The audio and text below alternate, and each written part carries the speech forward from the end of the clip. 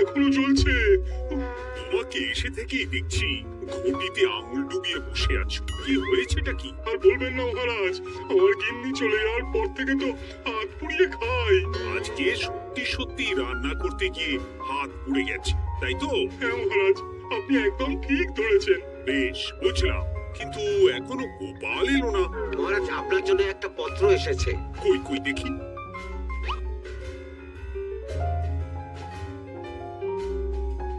ঠিক আছে, তুমি এখন এসো। কিসের পত্র মহারাজ? দাঁড়াও, আগে গোপাল আসুক, তারপর বলছি।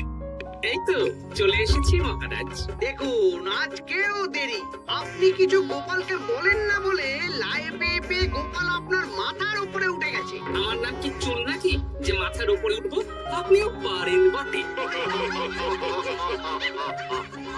আমার নিজেরটাকেই চুল নেই। বাদ দাও, শোনো, আমি একটা নিমন্ত্রণ পত্র পেয়েছি। পাহাড়পুর রাজ্যের জমিদার বল্লভ নারায়ণ আমাকে নিমন্ত্রণ করেছেন। এ তো বেশ সুসংবাদ মহারাজ। পাহাড়পুর অপূর্ব সুন্দর রাজ্য, আপনি ঘুরে আসুন মহারাজ। না না না না, আমি একা যাব না, তোমাকেও যে যেতে হবে।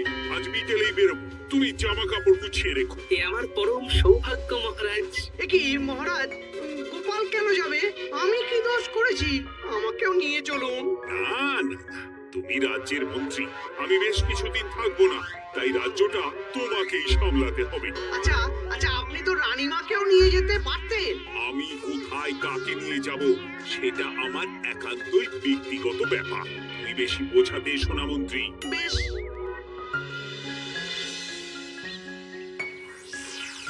গোপাল গোপাল আর গোপাল, এই গোপালের জন্যে আমাদের কপালটাই মন্দ থেকে গেল। মন্দ না, বলুন বন্ধ থেকে গেল। সব সুযোগ ওই গোপাল পাবে, আর আমাদের বেলা ছাই। আজকেও গোপাল রাজসভায় দেরি করে এলো, তবু বেটাকে মহারাজ কিছু বললেন না। বলবে কি? উল্টে মহারাজই তো গোপালকে ঘুরতে নিয়ে যাচ্ছেন। পাহাড়পুরে গিয়ে ভালো মন্দ আহার করবে গোপাল, আর আমি রাজ্য পাহারা দেব। হ্যাঁ, ঘেন্না ধরে গেল এই জীবনে। গোপাল যতদিন আছে ততদিন কিন্তু আমরা ওই ফুলে ফেপে উঠতে পারবো না। গোপালের যেন 7 খুন মাপ। আমরা তো বানের জলে ভেসে এসেছি। আপনি তো গোপালকে তাড়ানোর অনেক চেষ্টা করেছেন, কিন্তু কিছুতেই কিছু হয়নি। হবে কি করে? গোপালের একে ওই ক্ষুরধার বুদ্ধি, তারপর মহারাজের উপর অগাধ বিশ্বাস, দুটো মিলেমিশে এক হয়ে গেছে। মাঝে মাঝে তো মনে হয় বেটাকে মেরেই ফেলি। আমার দু চক্ষের বিষ।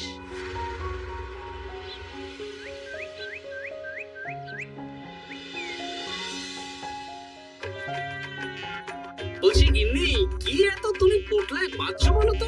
এত দূরের রাস্তা, তাই শুকনো খাবার ভালো করে বেঁধে দিচ্ছি। হ্যাঁ, তা কি কি দিয়েছো শুনি? ভিজে চিড়ে দিয়েছি, মুড়ি, নারকোল কুচো, চিনি দিয়েছি। হ্যাঁ, ব্যাস, আর কিচ্ছু দিতে হবে না। আমার সাথে তো মহারাজও যাচ্ছেন। আমি একটু বেশি করে দিয়েছি গো। দূর, সে কথা বলি না। মহারাজ যাচ্ছেন তো, তাই মহারাজও নিশ্চয়ই রাজবাড়ি থেকে ভালো মন্দ খাবার নিয়ে আসবেন। যে যার নিজের তালে থাকে। কি আর করবো গিন্নি, উদরকে আদর করে যা সুখ তার অন্য কিছুতে নেই। বেশ বেশ, সাবধানে যেও। হ্যাঁ, তুমিও সাবধানে থেকো কিন্তু। আর নাতনি নাতনি গুলো এলে তাদের জানিয়ে দিও যে দাদু বেশ কিছুদিন থাকবে না। ঠিক আছে গো, ঠিক আছে। সাবধানে যাবেন মহারাজ।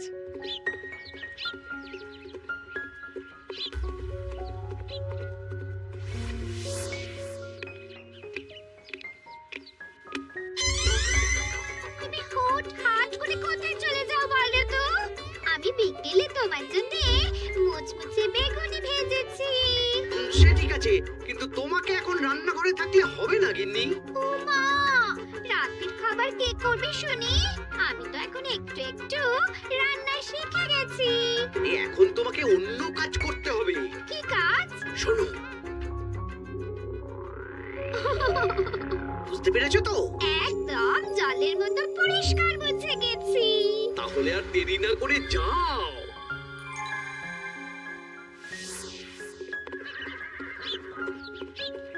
মহারাজ, একটা কথা বলতে পারি? বলো গোপাল। আমরা পাহাড়পুর জমিদার বাড়িতে যাচ্ছি কেন? তুই তো জানো আমাদের সেনাপতি এখন একা একাই নিজের সংসার সামলায়। হ্যাঁ, ওই ঘটনার পর থেকে তো সেনাপতির জন্য ভালো পাত্রীও পাওয়া যায়নি। পাহাড়পুরের জমিদার বল্লভ নারায়ণের একমাত্র কন্যা এখন বিবাহযোগ্যা, তাই আমি আর তুমি দেখতে যাচ্ছি। সেনাপতিকেও সাথে নিয়ে গেলে হতো। না, আগে আমরা যাব, এটা কেমন সেটা বিচার বিবেচনা করে ফিরে আসবো। তারপর যদি সেনাপতি রাজি হয়, তখন আমরা বাকি ব্যবস্থার দিকে এগোবো, তাই তো?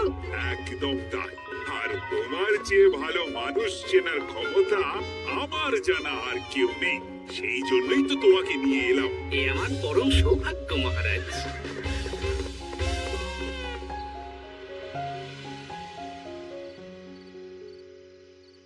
প্রণাম রানীমা। আরে মন্ত্রী গিন্নি যে, বলো বলো। এই কিছু বেগুনি ভেজেছি, তাই আপনার জন্য নিয়ে এলাম রানীমা। সরলা, তুমি ওটা রান্নাঘরে নিয়ে যাও। আচ্ছা রানীমা। মা, এই গয়নাটা পরে কি সুন্দর লাগছে আপনাকে। নতুন নিলেন? না না, বছরখানেক আগে বিবাহ বার্ষিকীতে মহারাজ গড়িয়ে দিয়েছিলেন। একটা কথা বলবো রানীমা? বলো না, কি বলবে? আমার মনে হয় আপনাকে আমাদের মহারাজ না আর আগের মতন ভালোবাসেন না। এই কি কথা বলছো তুমি? বলে চোখে যা মনে হয় তাই বলতেছি রানীমা। এই দেখুন না, মহারাজ হঠাৎ পাহাড়পুরে ঘুরতে চলে গেলেন আর আপনাকে নিয়ে গেলেন না। নিশ্চয়ই কোনো কাজ আছে, তাই আমাকে নিয়ে যাননি। ওই তো, এত ছাড় দিয়েছেন বলেই তো পার পেয়ে বসেছে। অপরাধ নেবেন না রানীমা।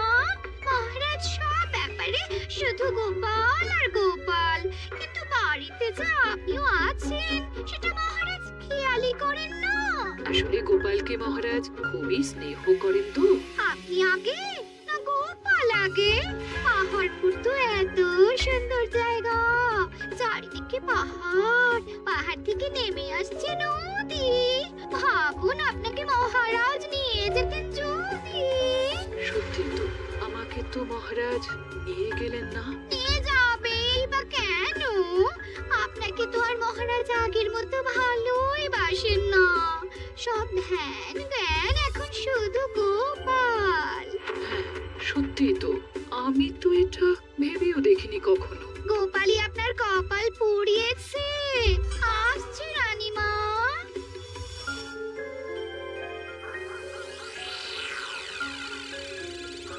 কি গো গিন্নি, আমি যেমন যেমন বলেছি তুমি তেমন তেমন রানীমাকে বুঝিয়েছো তো? হ্যাঁ হ্যাঁ, আমি একেবারে এমন ভাবে কানে পুষ্পমন্ত ঢেলেছি, রানীমার কান মাথা সব সব ভরে গেছে। এবার শুধু মাঝে মাঝে ইন্ধন জুগিয়ে যেতে হবে, বুঝলে? তারপরে তোমার পথের কাঁটা ফাঁকা হয়ে যাবে। আর একবার গোপাল সরে গেলেই আর কোনো চিন্তা নেই। দু হাত ভরে রোজগার করবে গো।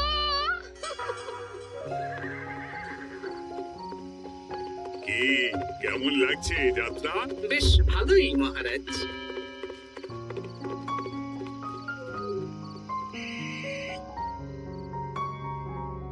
রানীমা, খাবার কি আমি এই ঘরে নিয়ে আসবো? না, আজ আমি কিচ্ছু খাবো না, কিচ্ছু না, খিদে নেই, যাও। এ কি রানীমা, আপনি তো সেই দুপুরের পর কিছুই খাননি। তোমাকে একবার কিছু বললে তুমি বুঝতে পারো না। বলেছি তো আমার খিদে নেই, আমাকে বিরক্ত করো না, যাও।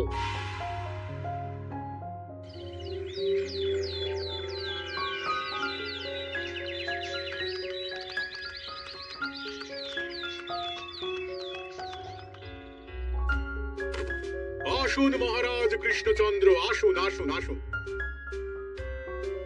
কি সুন্দর জায়গায় পাহাড়পুর, মনে হচ্ছে বেশ কিছুদিন থেকে যাই। তা থেকে যান না, এখন যে কাজে এসেছি সেটা আগে করে নিই। তারপর যদি সব ঠিকঠাক, তখন তো আবার আসতে হবে। তাও ঠিক। এই বিমলা মা, এদিকে আয়। এই নিন কমলা লেবুর শরবত। বেশ সুন্দরী দেখতে মহারাজ। নিজের মেয়ে বলে বলছি না, বিমলা সব কাজ নিজের হাতে করে। বাড়িতে পাঁচটা দাস দাসী আছে, তাদের কাজই করতে দেয় না। ভালোই তো, আপনার মেয়েকে তো বেশ লক্ষ্মীমন্ত দেখতে।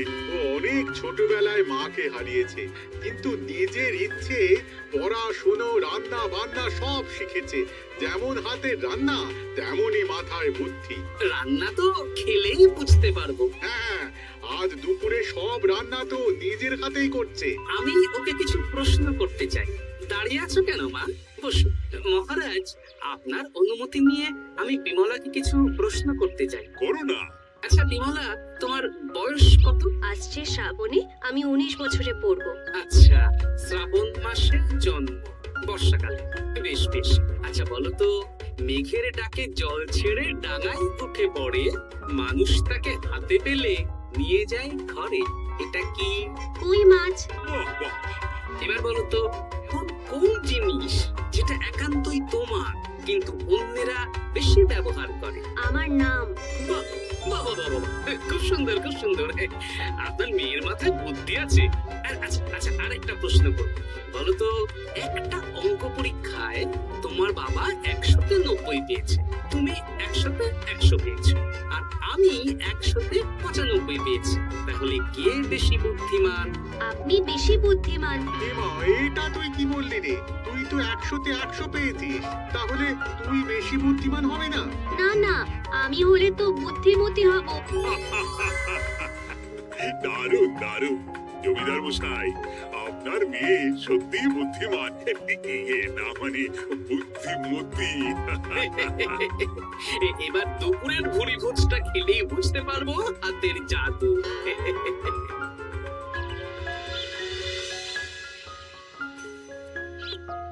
রানীমা, বেলা হয়ে গেছে, এভাবে না খেয়ে থাকবেন না, আপনার শরীর খারাপ করবে। তোমাদের মহারাজ আসুক, তারপরে খাবো। যতদূর জানি মহারাজ আগামীকাল সকালে ফিরবেন। বেশ, আমাকে একটু শরবত করে এনে দাও, আর কিছু খাবো না। আচ্ছা রানীমা। বুঝলি, আজ পুকুর ঘাটে গিয়ে যা শুনলাম না। কি শুনলে? রানীমা গতকাল বিকেল থেকে কিচ্ছু খাচ্ছেন না, মহারাজের উপর রাগ করে। এখন রানীমার রাগ, এরপর ভাগ গোপাল ভাগ।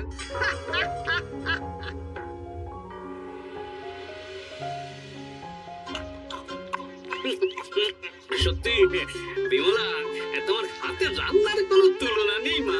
আমাদের সেনাপতি তাহলে আর হাত পুড়িয়ে রান্না করবে না বলছো? সে যদি কর্তাগিন্নিতে রাগারাগি হয় তখন।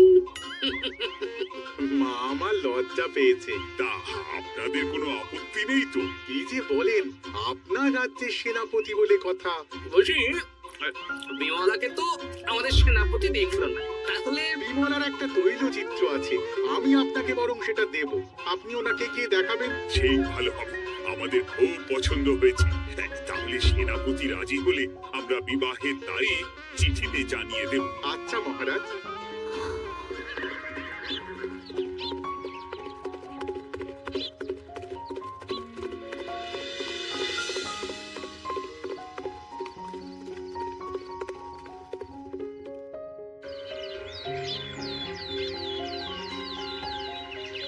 মহারাজ, আমি তাহলে আসি। যাওয়ার পথে আমি সেনাপতির সাথে কথা বলে নেবো। হ্যাঁ হ্যাঁ গোপাল, এসো। বেশ ভালোই কাটলো পাহাড় করে। হ্যাঁ মহারাজ, অনেক ধকল গেছে, যান গিয়ে বিশ্রাম নিন।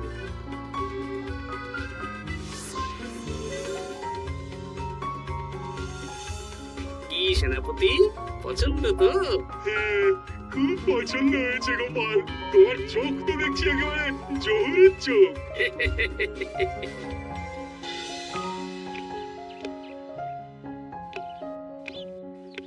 চিরটা কাল আপনি ওই গোপাল গোপাল করে কাটিয়ে দিন। কি হলো? রানীমা গত পরশু থেকে কিচ্ছু খাননি, গতকাল একটু শরবত খেয়েছেন শুধু। কেন, কি হয়েছে? দেখুন মহারাজ, সহ্যের একটা সীমা আছে। আরে, আমার তো কিছুই মাথায় ঢুকছে না। মাথায় শুধু গোপাল থাকলে আমার কথা ঢুকবে কি করে মহারাজ? আপনি আমাকে আর আগের মতো ভালোবাসেন না মহারাজ। এসব কি বলছো রানী? ঠিকই বলছি। আপনি খেয়ালই করেননি যে আমি গলায় আপনার পছন্দের পান্নার হার পরেছি মহারাজ। আরে আমাকে বলার সুযোগ দেবে তো। দেখুন, আপনি পাহাড়পুরে ঘুরতে গেলেন, গোপালকে নিয়ে গেলেন। আমারও মনে হয় কোথাও ঘুরতে যাই মহারাজ। আরে গোপালকে নিয়ে যাওয়ার প্রয়োজন ছিল, তাই নিয়ে গেছি। গোপাল তো আপনার প্রিয়জন, তাই ওকেই আপনার প্রয়োজন। আমি তো কেউ না। দেখো, গোপাল আমার সব বিপদে আপদে পাশে থাকে, তাই ওকে ভরসা করি, সেটা তো তুমি খুব ভালো করে জানো। আজকের পরে হয় গোপাল থাকবে, না হলে আমি থাকবো। না না না, এ হতে পারে না।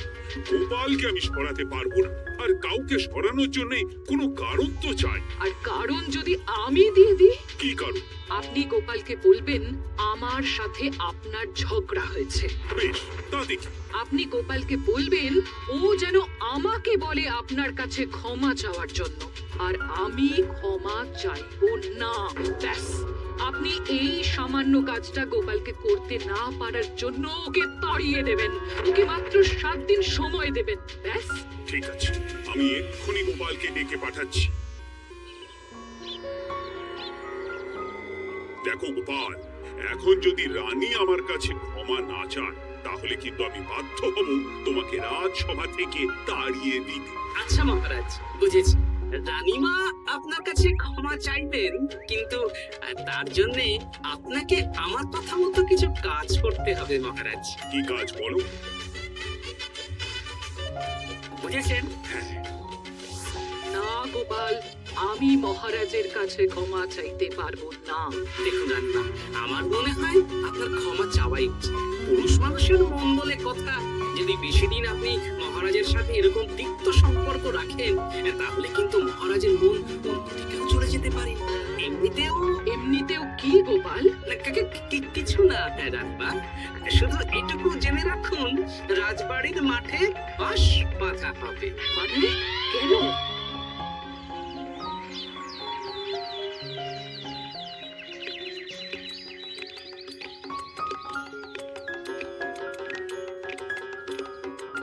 আসতে পারি মহারাজ? হ্যাঁ, এসো এসো।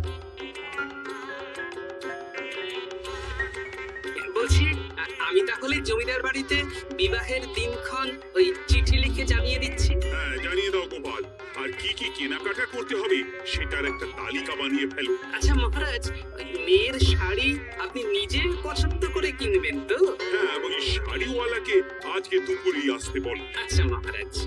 বিয়ের শাড়ি, কেনাকাটা, এসব কি মহারাজ? সেসব বলা যাবে না রানী, সময় হলে জানতেই পারবে। তবে বিমলাকে অপরূপ সুন্দরী দেখতে, এইটুকু বলতে পারি। দেখুন তো মহারাজ, ওই টোপরটা ঠিক আছে কিনা? একদম ঠিক আছে, খুব সুন্দর। শাড়িওয়ালা এক্ষুনি আসছে। আসছি মহারাজ। এসো এসো। তার জন্য শাড়ি লাগবে মহারাজ? রানীমার জন্য? না না, বিমলার জন্যই। বিমলাকে? এক অপরূপা তরুণী, বুদ্ধিমতীও আছে, ধীর স্থির, ঝগড়া করে না। বেশ, অনেক হয়েছে মহারাজ। দোহাই আপনার, আপনি দ্বিতীয় বিয়ে করবেন না। আমি ক্ষমা চাইছি। কি বলছো রানী? আমি বুঝতে পেরেছি, আমি আপনাকে গোপালের নামে 2-4 কথা শুনিয়েছি বলে আপনি বিয়ে করতে চলেছেন। আমি আর রাগারাগি করব না, আমাকে ক্ষমা করুন। ব্যাস, রানীমা ক্ষমা চেয়ে নিয়েছেন, মানে আমার চাকরিটা থাকছে। হ্যাঁ গোপাল, হ্যাঁ, দোহাই তোমার, মহারাজকে বিপথে চালিত করো না। আরে দূর, আমি বিয়ে করছি নাকি? বিয়ে তো হবে সেনাপতির। ওর জন্যই তো পাত্রী দেখতে পাহাড়পুরে গেছিলাম, গোপাল আর আমি। তার মানে মন্ত্রীর বউ আমাকে ভুল বোঝালো?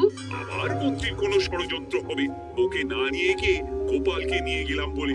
সেনাপতির বিয়ের আগেই আপনি মন্ত্রী মশাইকে ধোলাইটা দিয়ে দিন। ঠিক বলেছ রানী, তুমি বরং শাড়ি পছন্দ করো, আর আমি চললাম মন্ত্রীকে ধোলাই দিতে।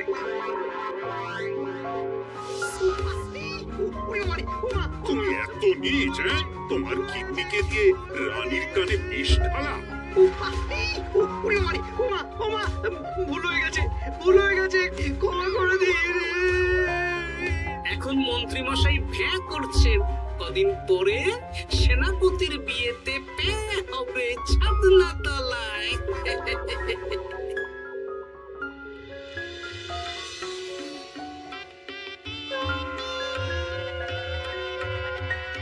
এবার মালা বদল হবে।